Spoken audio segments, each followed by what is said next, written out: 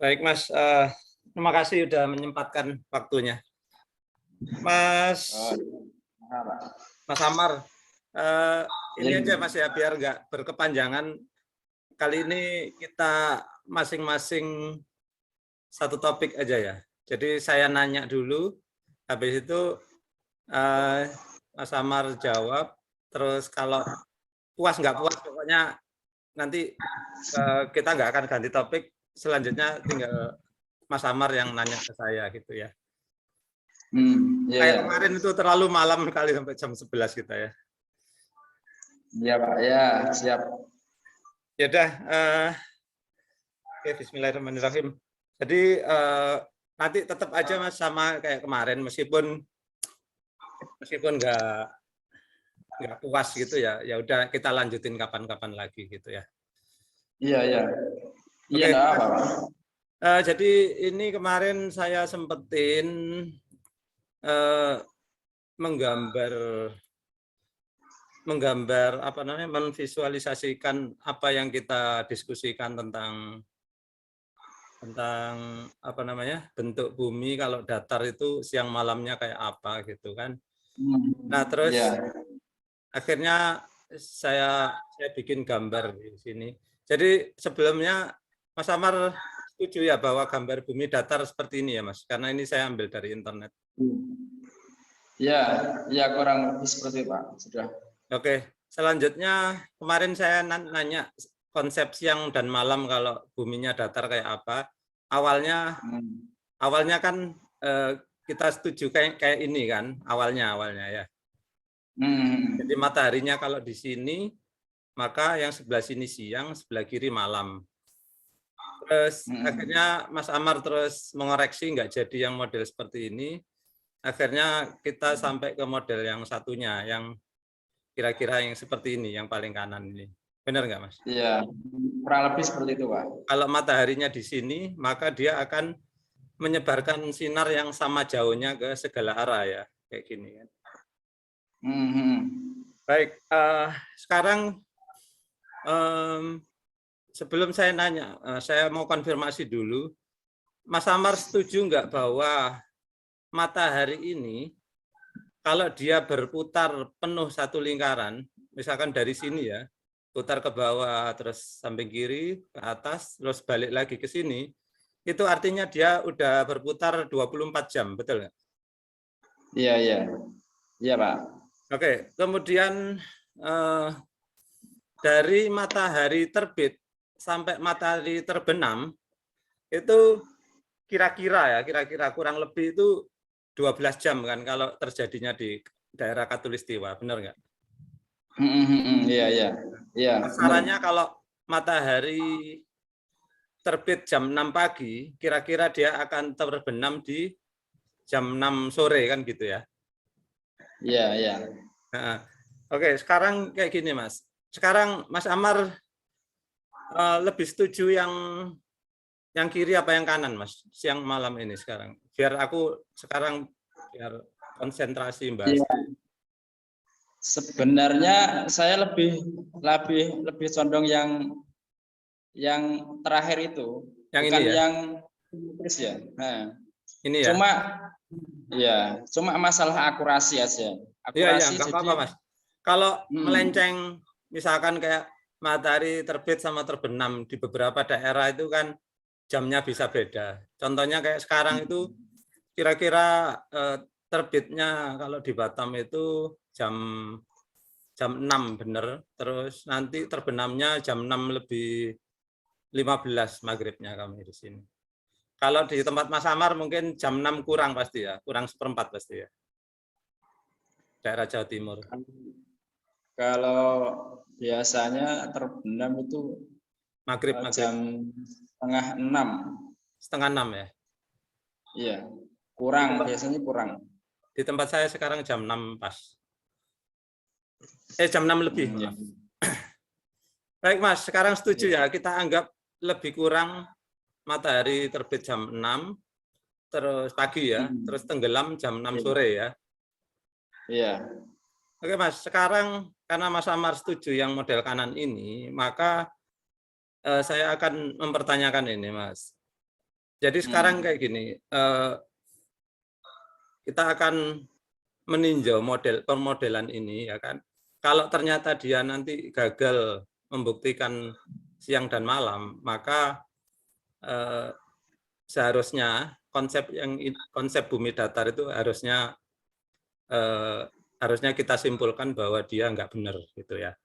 Tapi itu menurut saya. Kalau menurut Mas Amar terserah lah gitu ya. Nanti kita akan lihat sejauh apa konsep ini bisa menerangkan kejadian siang dan malam secara tepat gitu ya. Oke, sekarang gini Mas, saya mulai ya. Kalau matahari terbit itu berarti, sekarang saya putar dulu sebentar.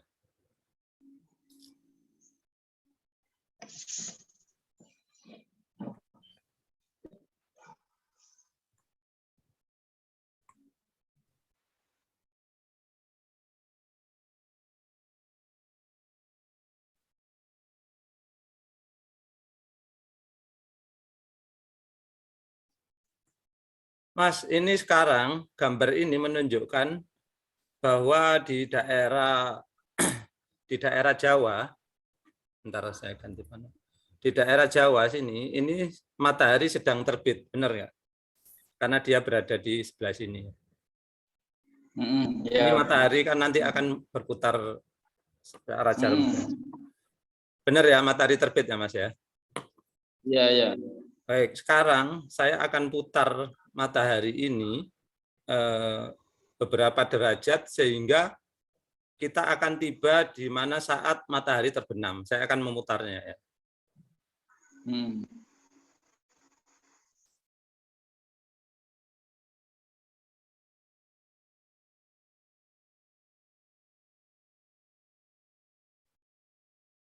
Mas, bisa diperhatikan sekarang posisinya kan di sini ya Mas. Dari apa namanya? Untuk Pulau Jawa Pulau Jawa baru terbit mataharinya ya. Terus maksud saya posisi matahari berada di, bentar, ini berapa derajat sih? 1, 2, sebelah Papua Nugini. 6. Mas, ini kan 15 derajat ya. Matahari berada di 15 derajat dari garis vertikal. Setuju ya?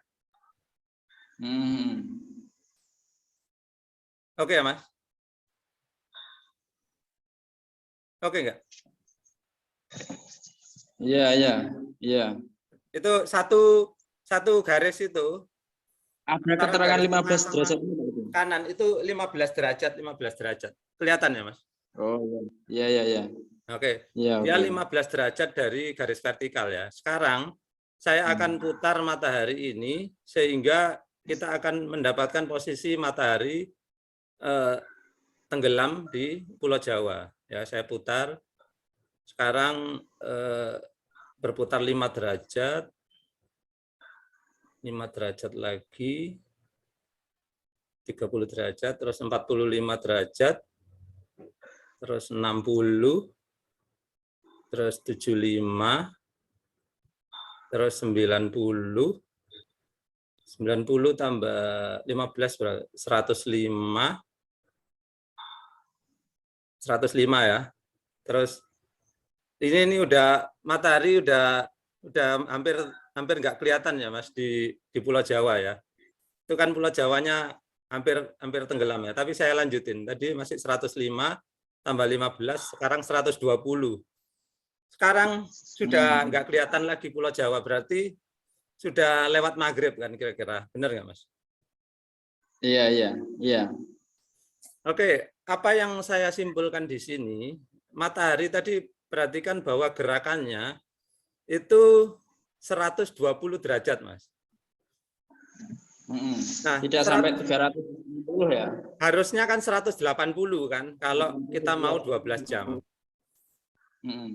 Nah, sampai situ Mas. Berarti dengan demikian, maka pemodelan bumi datar seperti ini ternyata tidak bisa membuktikan kejadian siang dan malam secara akurat gitu Mas.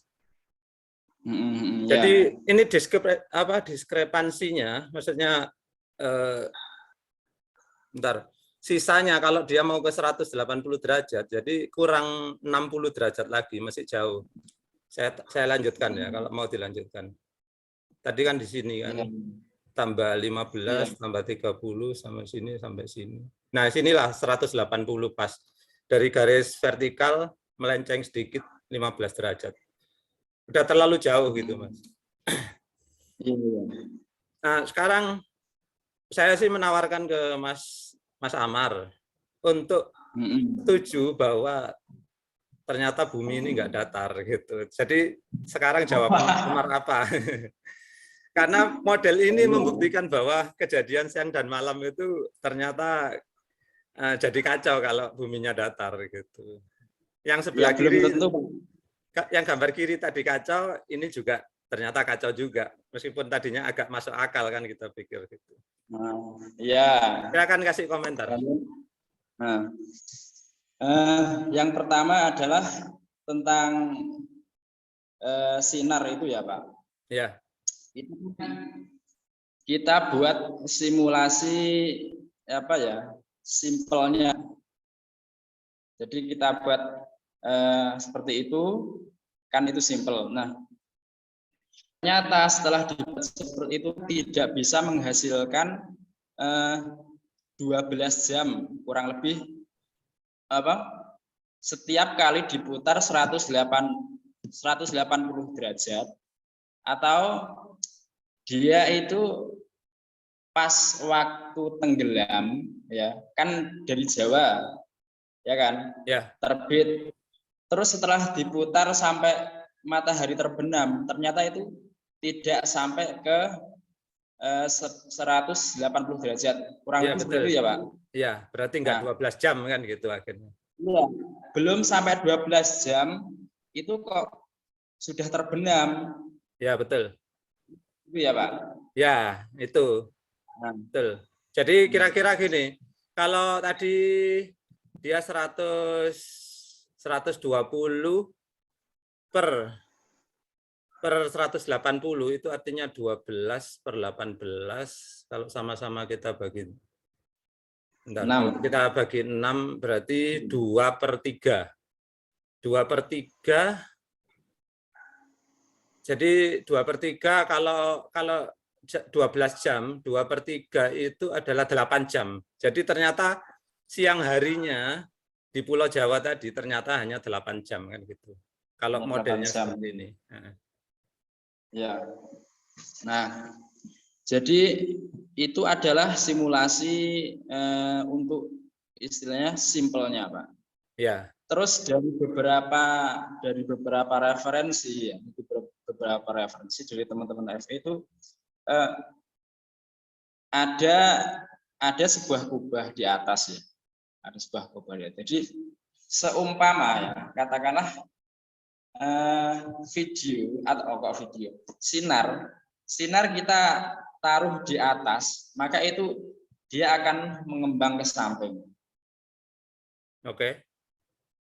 Itu bisa disimulasikan mungkin sebuah apa istilahnya mangkok atau apalah itu, nah, dia akan menyebar ke samping maksudnya.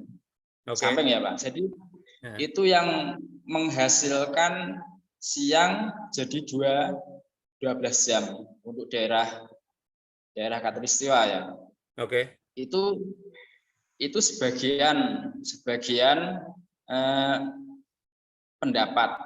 Kenapa kalau sinar matahari ya seumpama diperkirakan apa sinarnya apa jauhnya radiusnya itu sama. Kenapa kok setelah dipraktekkan seperti ini tidak bisa menghasilkan 12 jam siangnya atau malamnya? Maka di situ ada yang namanya kubah itu yang jadi apa? Yang jadi pedoman orang-orang flat earth itu. Jadi dia yang menghasilkan 12 jam. Seperti itu, Pak. Baik, Mas. Jadi gini, aku anggap berarti Mas Samar belum setuju dengan kesimpulan saya. Maka dengan kata-kata Mas Amar tadi bahwa ada kubah, maka lingkarannya ini akan kita perbesar. Apakah maksud Mas Amar begitu sebaiknya. Lingkaran cahaya matahari ini seharusnya lebih besar dari ini karena ada kubah gitu kan, dia lebih nyebar keluar lagi gitu. Itu sebenarnya kalau untuk masalah sinar itu sudah cukup, Pak. Karena kalau diperlebar maka dia akan mengenai sisi yang sebelahnya. Jadi Nah, betul. sebelahnya nanti tidak akan terjadi malam. Nah, oke. Maka kenapa fungsinya kubah itu seperti itu, Pak?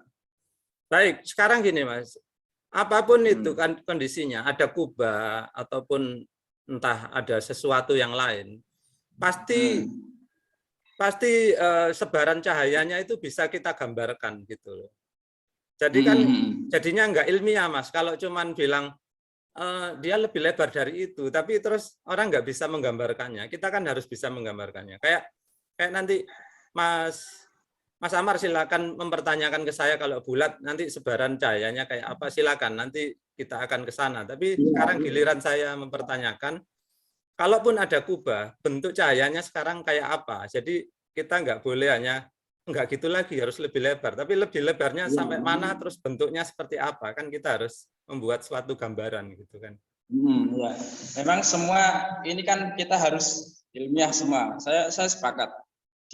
Nanti semuanya untuk yang dari teori bumi bulat pun semua harus ilmiah, Pak. Ya, betul. Nah, untuk simulasi itu, jadi kita kan seumpama ya, kita ada sebuah mangkok, kita tutup.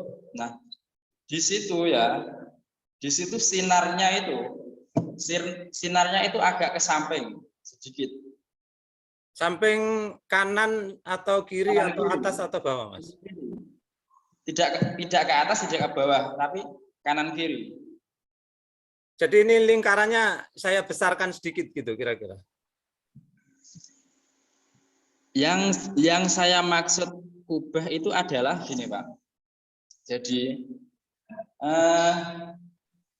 ada sebuah mangkok, ya Pak. Ya, tahu. Paham ya Pak? Paham. Nah, terus nanti kita kasih center di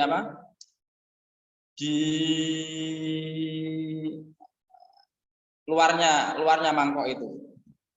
Nah, maka di situ akan menghasilkan sinar yang dia itu bisa melebar ke kanan ke kiri, tapi tidak terlalu jauh. Mas, tunggu sebentar. Saya pikir saya tahu videonya. Saya putar dulu ya, biar kita bisa lihat sama-sama ya. Kita amati ya. Ntar saya tak cari videonya sebentar. Saya ada nyimpen videonya. Iya, Pak. Iya.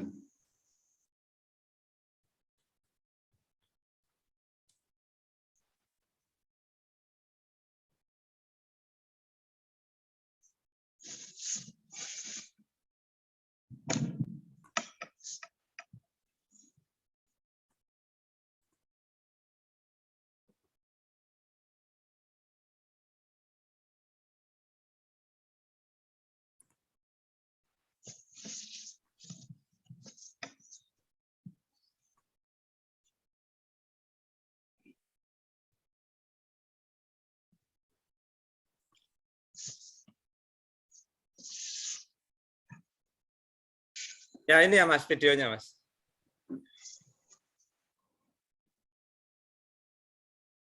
Kelihatan kurang lebih seperti itu, Pak. Nah ini kalau saya play ini kayak gini kan dia.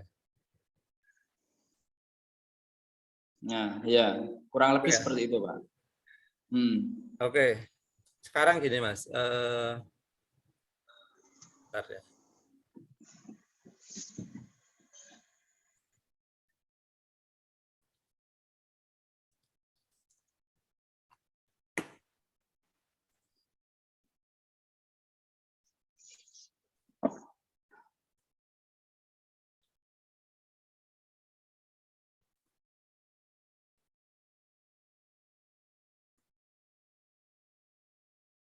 Mas, ini kelihatan gambar apa Mas kalau di situ ya? Ya kelihatan ada bumi datar sama seperti kubah lah. Enggak, ini ada gambar orang kelihatan nggak? Aku lagi kelihatan. Oke, ini orang ini kan lagi bawa bumi datar, terus ada kubahnya gitu kan. Terus yang oranye ini matahari, yang abu-abu ini bulan kan gitu ya. Iya Pak. Saya setuju nggak permodelan seperti ini? Kalau seperti itu ya, jadi kan tebalnya kubah itu kan tidak hanya di luar dan tidak hanya di dalam. Jadi dia tebal. Oke. Matahari ada di dalam kubah atau di luar kubah? Jadi dia gini Pak, setelah matahari ya, atau matahari itu di dalamnya juga ada kubah, di luarnya juga ada kubah. Jadi kubahnya double gitu ya? Atau tebal aja, kayak kaca tebal gitu? Iya. Enggak, yang mana?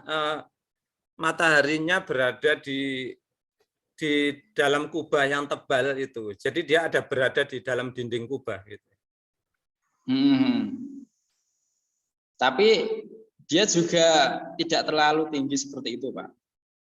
Ya, karena itu kalau pakai skala, kita tahu kalau untuk jaraknya 5.000 itu tidak segitu. Lihat itu petanya itu kan apa ya? Petanya kecil, terus itu kalau pakai skala kemungkinan tingginya itu lebih dari 10 gitu. 10.000 mungkin. Kurang lebih segitulah. Oke. Sekarang sebentar. Mas, tadi saya bilang kan mataharinya itu berada berarti ginilah, karena kubahnya tebal, ya. Tapi dia di dalam kubah terluar kan gitu kan? Iya, benar. Oke. Sekarang sampean perhatikan ini, Mas, yang videonya orang ini ya. Videonya orang ini itu senternya di luar kubah, Mas, di luar kubah terluar. Dia ini kubahnya dia itu terbuat dari lensa cembung yang sangat tebal. Jadi kalau saya menanyakan terlalu tipis itu, yang dia punya ini sudah sangat tebal gitu. Dan dia posisi senternya itu di luar kubah, di luar dinding kubah. Jadi dia baru bisa mendapatkan efek yang seperti ini kalau senternya dia di luar kubah gitu. Jadi belum ada orang yang bikin pemodelan sampai sekarang yang mataharinya berada di dalam kubah terus berhasil gitu. Nah, sekarang kalau Mas Amar memang masih kasarannya bersikeras bahwa bentuknya seperti itu, bisa minta tolong saya carikan referensinya, karena sejauh ini referensi yang saya dapatkan ya baru ini, ya kan, ada yang kayak gambar tadi itu, terus yang kedua yang pertama yang kayak gini, ya, mataharinya berada di dalam kubah, yang kedua berada di luar kubah. Jadi kalau Mas Amar punya referensi, entah itu punyanya orang atau Mas Amar bikin sendiri, tolong share ya, nanti kita bisa lanjutkan di diskusi berikutnya. Jadi sekarang kalau Mas Amar mau memberikan jawaban singkat, silakan. Sekarang habis ini giliran Mas Amar tanya ke saya, gitu. Biar nggak terlalu berat. Kalau untuk simulasi di dalam atau di luar, itu kita yang paling mudah memang posisi matahari di luar. Kan kita tidak punya alat lengkap kan. Nah, terus yang satu tadi di dalam tapi dia tidak bisa muter. Nah, ini terkait dengan istilahnya akurasinya sebenarnya berapa sih ketebalan kubah atau mungkin ada yang namanya atmosfer itu kalau untuk akurasinya saya sendiri dan mungkin semua orang-orang itu tidak ada yang tahu akurasinya. Cuma dari beberapa pendapat yang saya pegang itu posisi matahari itu setelah matahari di dalamnya itu ada kubah. Ya, seperti di ini, contoh yang ini. Tetapi setelah matahari pun yang luarnya itu pun juga ada. Jadi tidak semerta-merta posisi matahari itu di luar kubah, setelahnya itu tidak ada apa-apa, tidak seperti itu. Jadi pendapat yang saya pegang seperti itu. Oke Mas, nggak apa-apa, itu haknya Mas Amar untuk mempertahankan itu. Terus jadi untuk nanti sesi ketiga, aku minta tolong Mas Amar carikan referensinya. Maksud aku ini kan banyak nih di Google itu, bentar ya. Oh nggak mau dipencet. Nah di Google kan banyak tuh orang bikin apa namanya macam-macam konsep gitu kan tentang bumi datar ini. Dan satu dan lainnya itu seringkali nggak kompak, sehingga ada yang makanya tadi sampai muncul kita beberapa model yang berbeda-beda. Jadi sekarang permintaan saya untuk nanti sesi ketiga, insya Allah kalau kita panjang umur, minta tolong Mas Amar carikan referensinya, karena kita kan harus ilmiah ya kan, bisa ditunjukkan dengan gambar lah gitu. Harus ilmiah, ya. Iya. Harus bisa dipraktekkan di paling tidak di kehidupan kita lah. Baik Mas, sekarang biar nggak panjang-panjang, Mas Amar silakan kalau ada pertanyaan. Kayaknya kemarin kan masih ada yang nanggung tuh mau ditanyakan, silakan.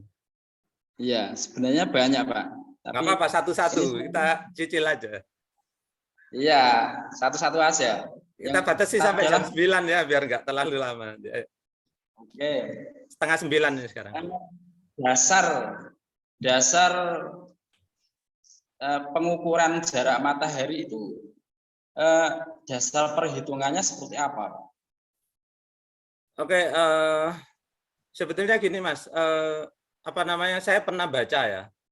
Saya sendiri itu tidak mengetahuinya secara pasti, tapi sekarang gini, salah satu teknologi yang kita kuasai ya, yang dikuasai umat manusia, salah satunya ya untuk mengukur jarak, salah satunya nih. Untuk mengukur kedalaman laut dulu yang paling gampang ya. Mas Amar tahu nggak cara mengukur kedalaman laut pakai apa? Gitu? Nggak tahu Pak saya. Nah itu kita mengukur kedalaman laut itu pakai semacam kayak sonar. Kalau nggak salah itu sonar. Sonar itu gelombang suara, Mas. Suara kan merambat ya, Mas ya. Mas Amar masih ingat ya bahwa kalau kita teriak di pinggir tebing, pasti suara itu akan kembali ke telinga kita ya. Iya. Kita bilang halo gitu, terus beberapa detik dia akan balik lagi ke kita, kedengaran suara kita halo gitu kan. Iya Pak. Nah, semakin jauh jarak tebing dari kita, maka waktu pantulannya akan semakin lama juga. Jadi teknologi tadi itu sonar ya ataupun suara gelombang ultrasonik ya, ultrasonik, infrasonik itu yang dibunyikan di permukaan laut ya sama kapal ya. Jadi kapal ini ngeluarin gelombang bunyi, boom gitu kan. Terus habis itu bunyi itu kan akan merambat sampai ke dasar, sampai dasar, terus dia akan memantul lagi sampai atas. Pas diterima oleh kapal itu, diterima kembali oleh kapal, maka kapal bisa menghitung, oh ternyata jaraknya adalah sekian meter gitu. Jadi kok bisa ngitung gitu? Karena sudah dihitung sudah ada rumusnya. Suara itu gelombang suara kalau di dalam air speednya berapa? Ya. Kecepatan merambat suara itu berapa per menit gitu ya Pak? Betul. Nah, begitu pula cahaya, Mas. Cahaya itu juga ada kecepatannya.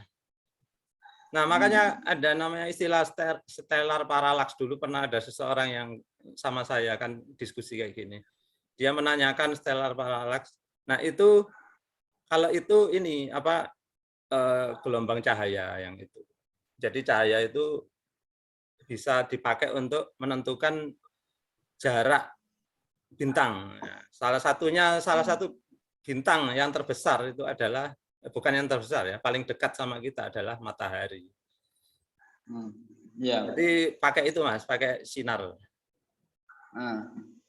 Nah, terus gini Pak, untuk jarak pengukuran dengan sinar itu kan sudah dari dulu ya Pak.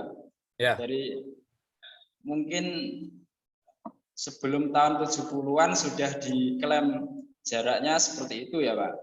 Ya. Nah, tapi ya ini ya, satu, kalau menggunakan laser ya, apakah ada peralatan di Indonesia ini, katakanlah yang dia seumpama saya nembakkan laser, itu kita tahu bahwa laser itu sampai jaraknya 150 juta kilometer. Mas, itu kita nggak pakai nembakkan laser kok ngukur jarak matahari itu. Kan cahayanya kan hitungnya sampainya kan Pak. Bukan. Saya pakai itu tadi yang saya omongkan tadi itu khusus gelombang suara, kita ngukur pantulannya. Tapi yang matahari itu kita nggak pakai laser, jadi kita nggak pakai nembak. Kita pakai itu tadi, pakai metode stellar parallax itu. Jadi simpangan-simpangan bayangan itu yang dipakai untuk dasar pengukuran jarak matahari.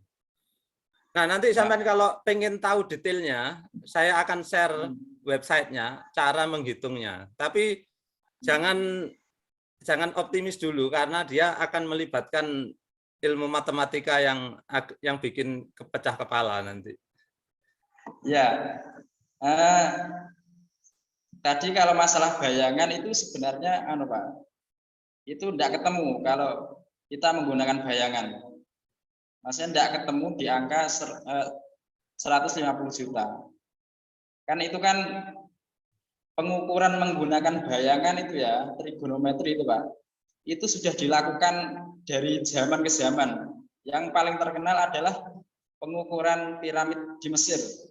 Itu kan dahulu orang-orang itu tidak tahu berapa ketinggian piramid itu. Nah, metode yang digunakan adalah dengan mengukur bayang-bayang jatuhnya puncaknya piramid ke tanah itu, terus diukur dan menggunakan rumus trigonometri itu benar, akurat, sangat akurat.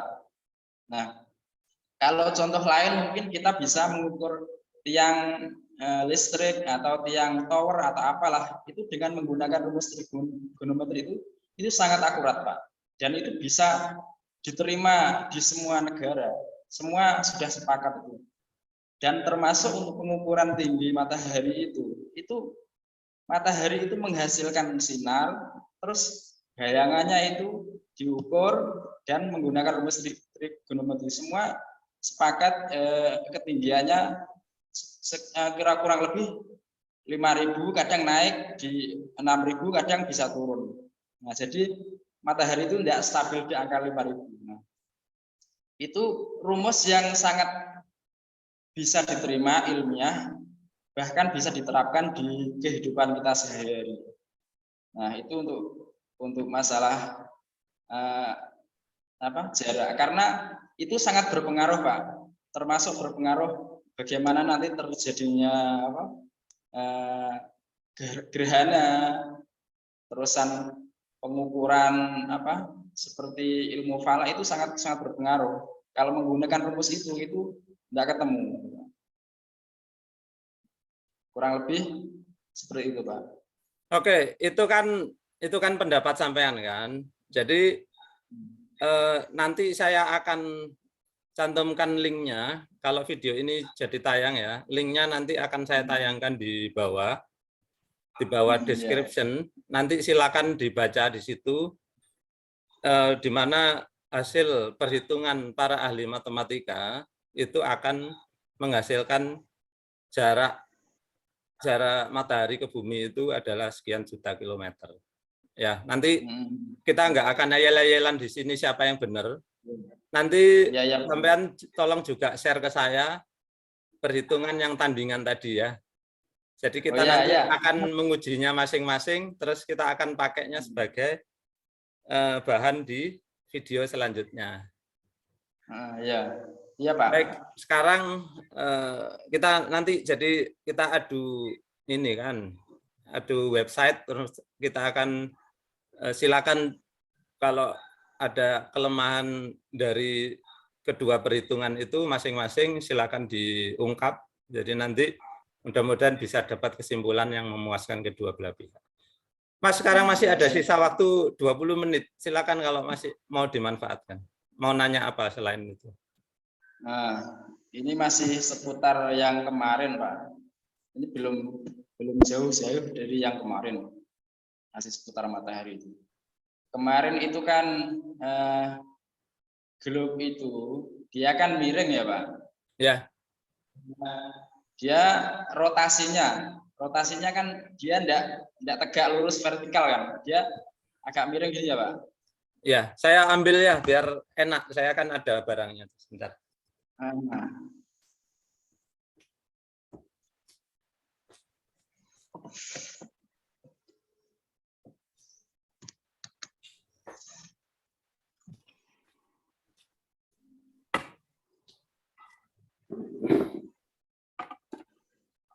Sebenarnya saya juga ada Pak, tapi dikunci ini. Nggak apa-apa.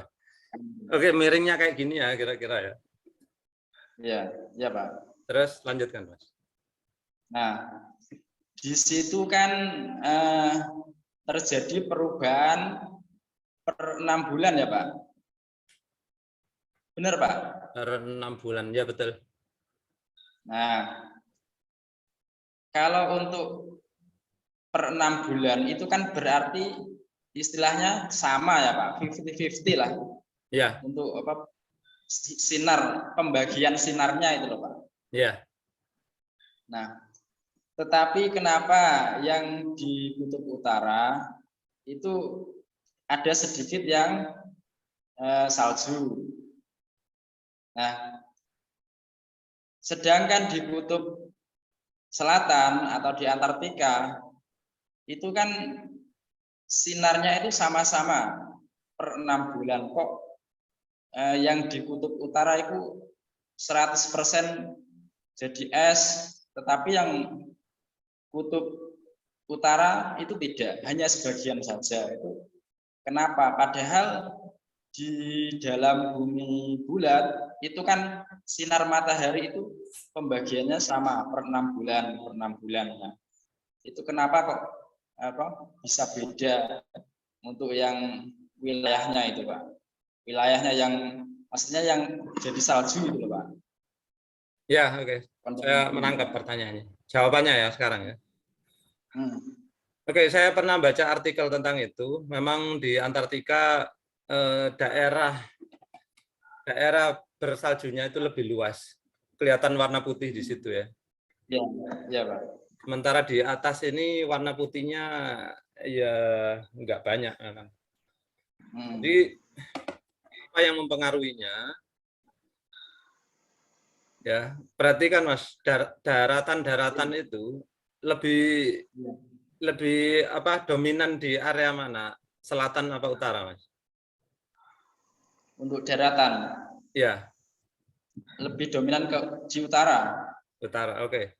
Jadi menurut artikel yang saya baca, di daerah utara itu dataran itu lebih banyak. Sementara di daerah selatan itu hanya ada Australia sama ini Amerika Selatan ini. Sedangkan di sini Amerika Utara, Kanada, kemudian Eropa, kemudian Rusia, Cina, semuanya itu hampir memenuhi wilayah utara. Kemudian karena banyak di cover oleh daratan, kita ini kan daratan, jadi daratan sama air itu kan lebih hangat daratan kan Mas. Ya iyalah, orang nyemplung air kan pasti lebih kedinginan dibandingkan di darat ya. Kemudian ada hubungannya juga dengan misalkan ada gunung-gunung berapi misalkan. Ini kita nggak akan ngomong pastinya berapa gunung-gunung di situ. Nah, semua itu mempengaruhi iklim sehingga pembekuan di daerah selatan itu lebih besar sehingga wilayah esnya itu lebih banyak. Nah, jawabannya simpel sekali seperti itu. Oh gitu ya Pak. Iya.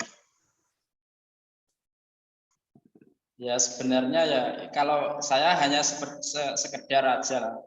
Kan kalau sinarnya merata, kenapa hasilnya kok beda gitu kan sama-sama. Tapi kalau mungkin jawabannya seperti itu ya tidak apa-apa, mungkin Masuk akal ya kan.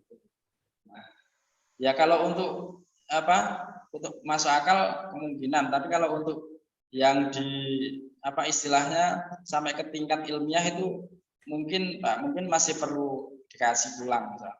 Ya, itu tadi artikel yang saya baca seperti itu.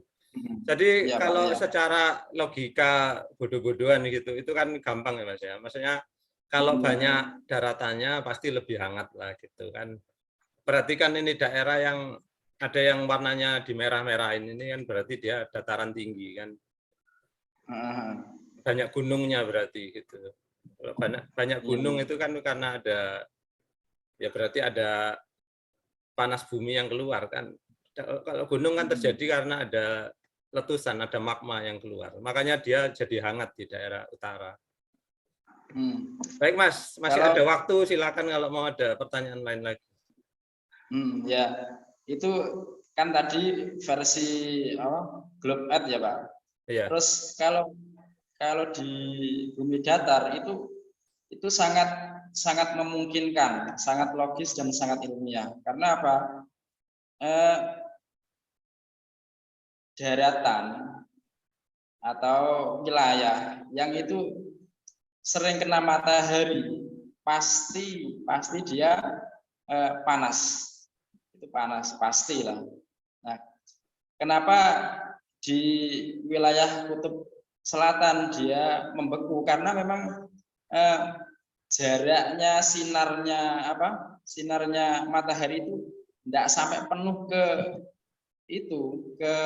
kutub selatan. Paling dia hanya sampai pinggir-pinggir itu.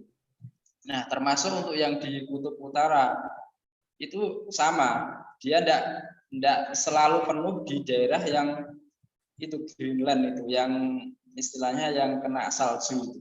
Dan matahari memang tidak kalau menurut bumi datar itu tidak selamanya berada di khatulistiwa. Memang dia akan berubah pada bulan tertentu. Nah, kadang dia agak ke arah selatan seperti itu. Itu kalau penjelasannya bumi datar. Jadi, ya nggak apa-apa Mas. Itu kalau dalam istilah saya itu istilahnya itu cocok logi gitu ya. Kalau dibilang cocok ya cocok gitu. Tapi kan belum tentu benar ya kan. Jadi kayak benar kan. Jadi kayak apa ya? Ya susah nyari contohnya. Kayak misalkan kenapa? Misalkan gini Mas. Contoh ya. Kenapa? Gimana ya? Ilmu cocok logi itu ya mencocokkan kan Pak. Iya, maksudnya dicocok-cocok lah ya cocok gitu. Tapi kan belum tentu fakta ya kan. Kalau kita sekilas saja Pak, sekilas saja ya. Kan sinar matahari itu akan mencairkan Pak, yang beku. Benar apa enggak Pak? Jenengan kan ahli fisika Pak. Ya, pasti sinar matahari pasti akan ya paling enggak kalau enggak sampai leleh ya berkurang lah kebekuannya gitu. Nah, makanya di situ Pak. Itu kan kalau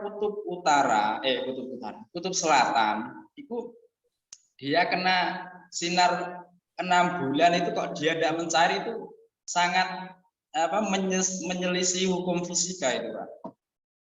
Ya itu tadi nggak apa-apa, orang kan bebas berpendapat. Maksud saya kalau itu tadi hasil nyocok-nyocokan ya memang cocok gitu kan. Tapi terus bukan berarti yang pendapat saya tadi salah karena pendapat saya secara ilmiah itu sudah dan secara logika yang sederhana pun udah masuk juga. Karena saya bilang di daerah sana hanya air, kurang ada daratan, maka sangat wajar kalau di sana lebih dingin. Jadi daerah yang banyak didominasi daratan itu akan lebih hangat gitu. Ya sama lah, contohnya kayak sampean tidur sendirian sama tidur sama istri, lebih hangat mana ya kira-kira, ya kan? Dan ini kan penduduknya udah rapat nih, udah banyak kan penduduk di sini. Di sini nggak ada penduduk, jadi dingin, ya kan? Kalau di sini Kalau penduduknya rapat-rapat, ya hangat. itu bukan Pak, bukan hangat, Pak. Tapi Hangat tegang. Hangat itu bukan berarti terus harus 30 derajat gitu ya, enggak. Maksudnya hangat itu kalau di sini misalkan minus 50, ya di sini minus 40. Nah, kayak gitu. Berarti kan dia 10 derajat lebih tinggi. Kan bedanya enggak banyak sekali kan, paling bedanya 10 derajat Celcius kan gitu aja. Orang bilang, oh sangat dingin sekali Mbakku. Sebetulnya berapa suhunya ya kan? Ternyata enggak beda jauh, bedanya itu paling ya 10 derajat Celcius gitu. Iya ya Pak ya. Bukan sampai 50 derajat Celcius, enggak juga. Di sini itu di daerah apa namanya Siberia ya kalau nggak salah, itu suhunya itu bisa minus 50 derajat atau 40 derajat juga. Iya ya Pak ya. Nah, terus gini ya Mas, nggak apa-apa sih, mumpung sampai nanyain apa Kutub Selatan ya. Sampai percaya nggak bahwa Kutub Selatan itu sering didatangi orang? Sampai sekarang pun ada orang yang di sana lagi bertugas, para ahli geologi gitu kan, mempelajari sana. Iya, saya percaya, tapi tidak percaya kalau ada yang melintasi, sampai melintasi itu tidak percaya. Kalau mungkin di sekitaran, di pinggir-pinggir itu percaya, Pak. Saya juga ada foto-fotonya. Melintasi itu kalau ini baik, kalau ya karena orang bumi datar nggak akan mau membayangkan seperti ini kan. Ya, kalau apa namanya yang sudah ke sana itu kan ya dia memang berada di sekitar sini-sini misalkan. Ya mungkin ada yang sampai di tengah-tengah apa pulau Antartika sini, benua Antartika. Tapi kalau yang di sini-sini itu kan udah banyak. Jadi ada anggota Mapala dari UGM kalau nggak salah ya.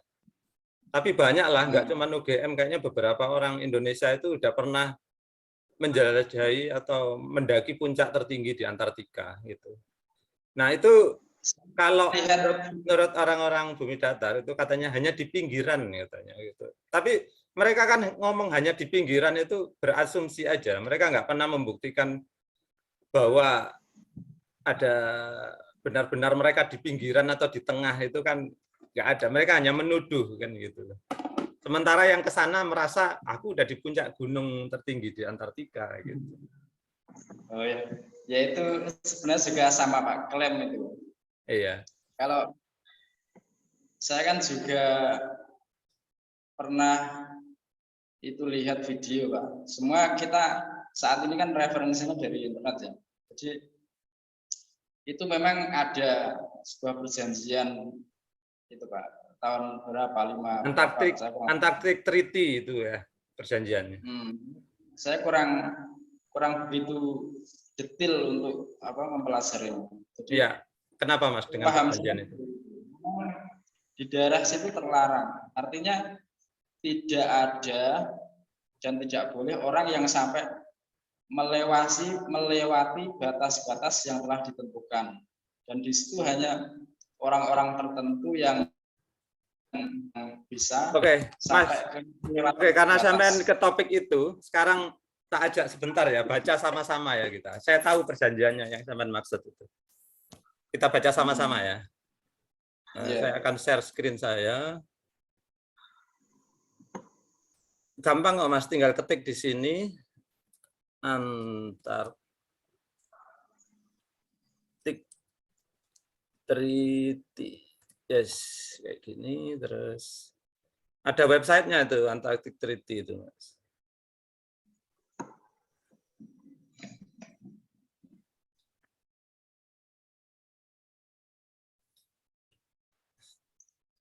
Bisa baca ya Mas ya, kelihatan ya. Peaceful use, ya. Ini Secretariat of Antarctic Treaty. Ini perjanjian pemanfaatan Antartika. Kita klik ya sekarang di sini ya. Klik. Nah, sini. Ini website resmi loh ya. Saya nggak bikin-bikin.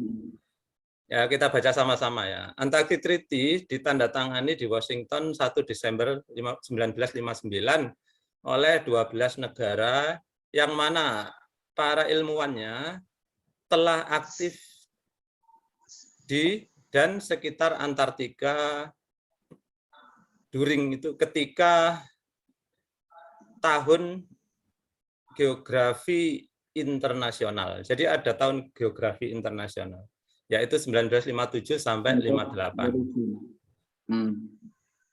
Itu memasuki it entered into force in has been too many others. Oh ya, jadi itu akhirnya dipaksakan pada 1961, maksudnya Perjanjian Antartika ini diberlakukan 1961 dan terus apa? Acceded ini aku bahasa Inggrisnya nggak ngerti acceded. Bentar, aku tak lihat ini ya. Apa? Translate dulu. English ke Indonesia.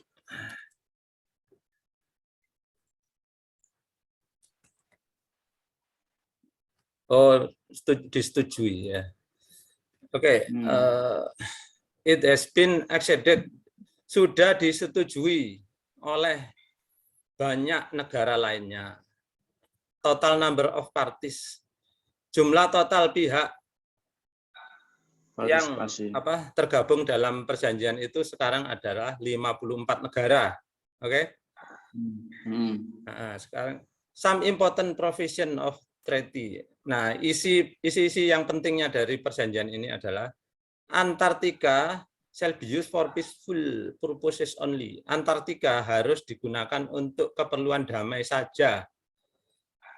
Terus artikel kedua, kebebasan of scientific, kebebasan investigasi, kebebasan penelitian. Investigasi itu apa ya? Investigasi, kebebasan penelitian lah ya, investigation ya. Mungkin bisa diartikan. Coba translate lagi lah. Investigation itu apa sih? Penyelidikan. Oke. Artikel kedua kita ulang ya. Kebebasan penyelidikan saintifik ilmiah ya. Kebebasan penyelidikan ilmiah di Antartika dan kerjasama ke depannya harus dilanjutkan. Oke, artikel ketiga. Pengamatan ilmiah dan hasil dari Antartika shall be exchanged, harus dibagikan dan dibuat gratis. Maksudnya harus digratiskan gitu ya. Oke. Maksudnya gratis. Maksudnya data-datanya itu harus digratiskan. Misalkan ada data di sana ternyata ada orang-orang yang meneliti tentang binatang di Antartika, misalkan kayak penguin jenis apa gitu kan. Nah, data-data itu nggak boleh disembunyikan untuk dipakai negara-negara tertentu gitu. Jadi harus dibagikan, made freely available gitu. Nah, termasuk jenis-jenis bebatuan yang sekarang lagi diteliti di sana kan mengandung bahan apa aja, itu harus dibagikan secara informasinya ya, harus dibagikan secara gratis. Nah, sampean kalau mau baca teruskan aja ya. Tapi di sini sama sekali nggak ada larangan untuk negara tertentu kayak gitu. Itu dongengnya orang-orang bumi datar aja itu. Silakan ini loh. Nah, Secretariat of Antarctic Treaty ya. Pak, itu memang tidak semua orang bisa, Pak. Maksudnya dalam artian dia sampai katakanlah sampai di tengah-tengah atau sampai melewati, itu memang tidak ada, Pak. Sebentar, gini Mas. Sampai ngomong tidak ada itu kan klaim sampean kan. Nah, kalau ada orang lain bilang saya pernah gitu, terus apa yang sampean katakan? Ya, paling tidak ada bukti yang bisa diperkuat, Pak. Sekarang buktinya orang sekarang gini, aku tanya ya. Kalau sampean pernah pergi ke Jakarta enggak? Iya, iya pernah, Pak. Terus melintasi Semarang misalkan. Terus Semarang, Bandung, aku ya. pengen sampean membuktikan. Coba buktikan mana perjalanan sampean waktu melintasi Semarang. Ada nggak datanya sekarang? Ya tiket, paling enggak ya foto-foto di lokasi yang daerah Oke, Jakarta. oke, bagus. Kalau aku bisa nyajikan foto-fotonya, sampean mau mengakuinya, terus nanti. Kalau untuk foto-foto itu kan tidak ada keterangan entah itu katakanlah gini, apakah itu di pinggir, di tengah, atau di daerah yang lebih baliknya. Kan itu tidak ada tanda, Pak. Seumpama katakanlah memang itu kawasan umum ya, kawasan umum. Itu pasti banyak sekali yang lalu lalang dan mungkin setiap bulan, setiap tahun pasti banyak lah. Nah, kalaupun dia punya foto, kalau hanya seumpama di daerah yang putih, ya seumpama kita ke Himalaya, ke India itu kan juga ada salju. Kita juga bisa mengklaim di situ kan, Pak. Tapi kalau ada tanda bahwa saya melewati itu apa, itu kan yang memperkuat gitu, Pak. Oke, sekarang saya tanya, sampean pengen tanda seperti apa? Nanti saya carikan nih, kalau ada. Tandanya apa yang sampean inginkan? Ya, kurang lebih ya, Pak. Kurang lebih untuk tanda yang paling tidak bisa dibantah yaitu video, Pak. Katakanlah seumpama gini. Dari ketinggian kan biasanya pesawat itu sekitar 9 km ya, Pak. Itu dia sudah menempuh perjalanan katakanlah 1000 km atau mungkin dia ngezoom dari jarak jauh. Oh, sana saya sudah melewati berapa kilometer gitu loh. Atau mungkin malah bisa melintasi. Mas, Kalau terus itu gini, kan Mas. Sekarang saya tanya ya. Kalau ada orang ngaku lewat Gurun Sahara gitu kan. Terus saya bilang saya nggak percaya gitu. Habis itu terus saya minta, tolonglah kalau kamu mau saya percaya, kasih saya video kamu di Gurun Sahara, kamu zoom sana, zoom sini gitu. Nah, ya memang kalau untuk memperkuat bukti memang seperti itu kan, Pak. Terus gini, selanjutnya saya akan tanya juga. Terus apa perlunya orang ke sana itu harus tolah-toleh kiri kanan? Kenapa dia nggak lurus aja konsentrasi dengan kerjaannya gitu loh. Jadi misalkan sampean minta foto, terus buktinya mana? Terus orang itu sebetulnya yang lagi ke sana itu, dia itu ingin membuktikan apa sebetulnya? Orang dia cuma mau kerja cari bebatuan di sana untuk diteliti gitu. Kenapa dia harus nurutin orang untuk zoom kiri, zoom kanan gitu? Ya, ya gini, Pak. Mungkin seumpama lah katakanlah kita berkunjung ke suatu pantai lah. Paling tidak kan kita video ini dari ujung timur terus ujung barat. Paling tidak itu juga tidak terlalu ribet kan, Pak. Terus kan di video-video itu kan juga banyak yang mengklaim dari ketinggian sekian, oh ternyata buminya melengkung, oh buminya ternyata tidak melengkung. Itu kan banyak sekali video-video yang seperti itu. Paling tidak itu Oh ya, lanjutkan dulu. Paling tidak dengan adanya video itu kan kita bisa menganalisa, oh ternyata benar, oh ternyata salah. Tapi kalau sebuah foto yang itu semua di sekelilingnya itu sama, seumpama katakanlah di sebuah gurun luas. Nah, kita juga tidak tahu itu karena sama warnanya kuning atau putih itu rata-rata kan sama. Jadi kita tidak bisa membenarkan atau menyalahkan, gitu loh, Pak. Sekarang saya kasih tahu gini loh, Mas. Kalau orang-orang itu kan yang menjelajah itu anggaplah ada yang naik pesawat, ada yang darat gitu ya. Naik darat itu pakai kendaraan yang ekstrim gitu kayak off-road tapi yang lebih sangar lagi gitu kan. Kalau enggak itu Iya. bensinnya pun bisa beku di sana solarnya itu ya. Nah, Nah, kendaraannya pun sangar gitu kan. Terus hmm. sampai tak perhatikan ya, di sini ini kalau kembali lagi kalau sampean percaya, ini Antartika itu luasnya segini. Itu lebih luas dari Australia, ya. Lebih luas Iya, dari iya. Australia. Australia itu banyak gurun-gurunnya. Sedangkan di sini isinya es semua gitu ya. Nah, orang aja menunjukkan bentuknya benua Australia aja kesulitan kalau disuruh mau naik pesawat ya. Suruh membuktikan ini bener Australia enggak? Jangan-jangan itu Afrika gitu. Nah, orang bisa aja menuduh juga kayak gitu. Sama ketika orang menunjukkan Antartika, jangan-jangan itu kutub utara, jangan-jangan di Rusia gitu. Jadi sampai kapan gitu. Jadi gini, untuk membuktikannya ya tolonglah salah seorang perwakilan bumi datar gitu ya. Urunan bayarin orang untuk ikut tur ke Antartika, habis itu suruh ngomong waktu balik, bener nggak Antartika itu ada ini, ada Itu tidak penelitian bisa, gitu. tidak bisa, Pak. Nah, soalnya Karena itu tur ke sana itu udah dibuka gitu masalahnya. Ada. kalau untuk yang lebih kredibel kan ada yang orang Amerika itu, Pak. Pas dia apa?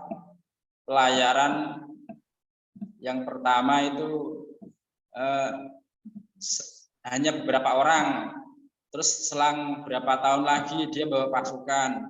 Terus selang beberapa tahun lagi dia membawa senjata lengkap dan itu tidak sampai melintas sih, Pak. Mas, orang bisa cerita apa aja, orang bisa mendongeng apa aja, ya kan? Sekarang kalau kenyataannya di sana itu ada tenda-tenda, sudah ada bangunan ya di kutub selatan. Nah, terus untuk apa kemudian cerita-cerita yang orang bawa senjata ke sana segala macam gitu? Itu kan Pak, maksudnya fakta Pak itu. Maksudnya kejadian yang sudah terjadi. Enggak, Dan itu kalau zaman dulu ya, kayak zamannya Columbus gitu ya. Yang orang masih berlayar ke sana kemari mencari rempah-rempah gitu kan. Akhirnya dia kesasar ke Amerika padahal cari India. Makanya orang India itu orang Amerika itu disebut Indian karena dikira dulu itu dataran India itu. Nah, bisa aja salah satu ekspedisi orang-orang Eropa itu ada yang nyasar ke Antartika. Ya memang mereka bawa pasukan, terus kenapa memangnya gitu? iya, di situ dia tidak bisa menembus sampai melewati, Pak. Iya, terus gini Mas, misalnya contoh ya. Nah. Nih contoh nih. Dari Argentina nih, Argentina ya. Terus dia mau ke selatan nih. Habis itu mentok ketemu es gitu. Memang ada dinding-dinding es. Saya nggak menafikan es itu ada yang bentuknya dinding. Makanya kan ada video-video dinding es yang rontok di kutub Jurang ya. utara itu. Di kutub selatan pun ada memang tebing-tebing es gitu. Terus kenapa memangnya gitu? Terus orang itu balik lagi karena nggak suka di es itu, dia akan cari dataran yang hijau lah gitu. Orang ngapain cari es gitu. Akhirnya kalau dia bilang mentok, ya memang mentok. Ngapain ke es? Akhirnya terus berlayar lagi kemana gitu kan. Misalkan tadinya ke Amerika sini, terus berlayarlah dia ke sini. Akhirnya ketemu Australia. Nah misalkan gitu. Atau ada yang agak ke sini ketemu Filipina gitu. Ya orang mondar-mandir terserah lah gitu berlayar. Jadi itu Pak, tidak membuktikan apa-apa yang orang bawa senjata segala macam. Itu sebenarnya gini Pak, ceritanya itu dia pengen penasaran gitu Pak. Dia penasaran sebenarnya kutub selatan itu sejauh mana sih? Gitu. Sejauh mana sampai seperti apa? Karena jarang sekali dijamah oleh manusia. Makanya itu sampai istilahnya menjelajah tidak hanya sekali, 2 kali, 3 kali. Kalau tidak salah itu sampai 4 kali. Itu diwawancara. Nah, itu pasti dia tidak semerta-merta hanya pelesiran, pasti dia pengen tahu sejauh mana di sana ada apa dan seterusnya itu pasti seperti itu. Tapi dari rasa penasarannya itu apa ya istilahnya tidak terjawab, artinya tidak sampai dia melewati atau melintasi itu, tidak sampai. Jadi setelah ada rasa mungkin apa istilahnya keterbatasannya lah, saya sudah karena merasa ini sudah mungkin terlalu jauh, akhirnya kembali lagi. Jadi itu sampai sekarang masih oke, aku nangkep lah. Terus gini Mas, kalau ada satu orang yang atau satu kelompok orang yang kepingin sana terus nggak berhasil ya, kemudian ada kelompok-kelompok lain yang berhasil gitu, terus gimana dong? Ya kalau memang dengan bukti yang otentik yang bisa dia, berarti bumi itu bulat. Ya udah, buktinya otentik, foto-foto itu ada, orang-orang yang Mapala UGM atau UI saya lupa, itu fotonya mereka ada di sana. Jadi mau bukti otentik apa lagi coba? Ya seperti tadi Pak. Jadi ada penjelasan, paling tidak dia menunjukkan videonya. Kalau hanya foto ya ini bukan saya kok istilahnya ngeyel. Memang sebuah argumen itu kalau dia pengen kuat juga harus menunjukkan bukti. Ya nggak apa-apa. Sekarang gini Mas, kalau saya bisa nunjukkan ada video yang diambil di Antartika, di Kutub Selatan, sampean percaya nggak? Ya kita lihat videonya dulu. Ya udah, nanti kita lanjutkan di sesi berikutnya ya, karena ini udah lewat banyak ini. Jadi segitu aja, kita nggak akan menyimpulkan, biarkan apa namanya, biarkan masing-masing kita tetap pada penilaian kita, ya kan? Nanti yang tadi itu kita follow up, terus yang video ini juga nanti kita follow up, gitu ya. Mudah-mudahan dapat respon bagus, ya. Terus nanti bisa menghasilkan sesuatu yang bermanfaat lah bagi kita berdua juga gitu. Mudah-mudahan bagi penonton yang menonton ini juga ya. Iya Pak, siap. Oke Mas, gitu aja dulu. Terima kasih sudah menyempatkan berbincang-bincang ya. Nanti setelah video ini selesai mungkin langsung saya tampilkan dua-duanya 1-2 biar enak orang nonton nggak bertanya-tanya. Tapi pasti ada pertanyaan karena kita akan melanjutkan lagi setelah ini ya. Iya Pak, siap. Oke Mas, terima kasih banyak. Sama-sama. Assalamualaikum warahmatullahi wabarakatuh. Waalaikumsalam warahmatullahi wabarakatuh.